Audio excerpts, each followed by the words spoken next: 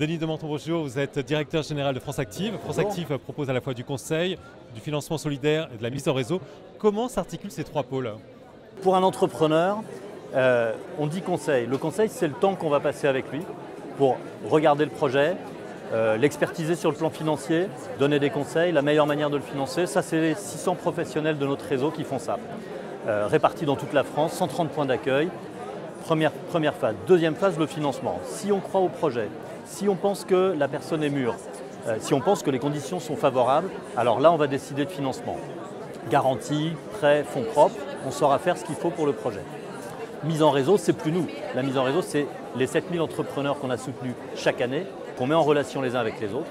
En fait, passer par France Active, c'est ouvrir une possibilité de partenariat avec nos partenaires financiers et puis les autres entrepreneurs qu'on a pu soutenir.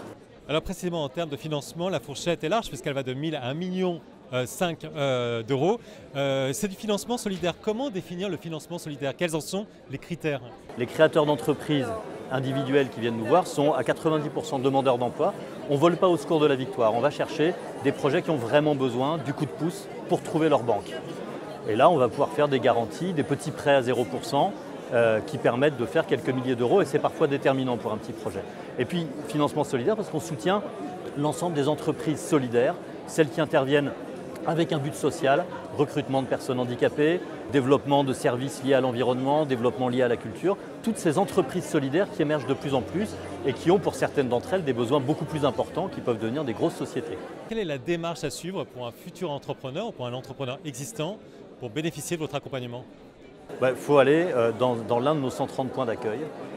42 associations régionales ou locales qui interviennent sur le terrain, qui sont a priori en proximité, qui connaissent bien le territoire aussi, ça c'est déterminant. Faire un conseil bien ajusté, c'est bien connaître le territoire, et qui connaissent en proximité les partenaires bancaires avec lesquels on travaille quotidiennement.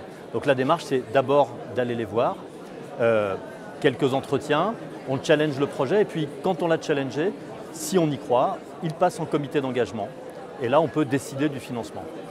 Justement, vous garantissez d'une certaine façon aussi l'accès au crédit bancaire. Quelles sont précisément en fait, les démarches que vous mettez en œuvre qui permettent de garantir ce financement a posteriori par une banque? Le but du jeu, depuis 30 ans on le fait et on continue parce que ça marche, c'est de faire en sorte que n'importe quel entrepreneur dont le projet a des chances de marcher, on ne cherche pas à mettre les gens en risque, puisse trouver son financement bancaire. Donc on a tout axé autour de la garantie. Ce qui nous permet de rassurer le banquier, un prêt garanti à 65, parfois 80%, c'est un partage de risque. On laisse quand même le banquier garder une partie du risque. Et puis à côté, c'est le conseil qui permet de prendre en tenaille et de décrocher ce crédit bancaire. On travaille avec toutes les banques. À un créateur d'entreprise qui vous écoute là aujourd'hui, quel est le conseil? Qu'est-ce que vous avez envie de lui dire? Allez jusqu'au bout de vos rêves. Allez voir plusieurs interlocuteurs. Le premier ne sera pas forcément séduit. Allez en voir plusieurs et faites-vous de votre propre opinion. Nous, on est très fiers du conseil qu'on donne. Il faut que le créateur soit autonome par rapport à ce conseil. On ne donne pas la vérité, on donne notre vision du projet. Donc, il faut avoir du culot, il faut y aller.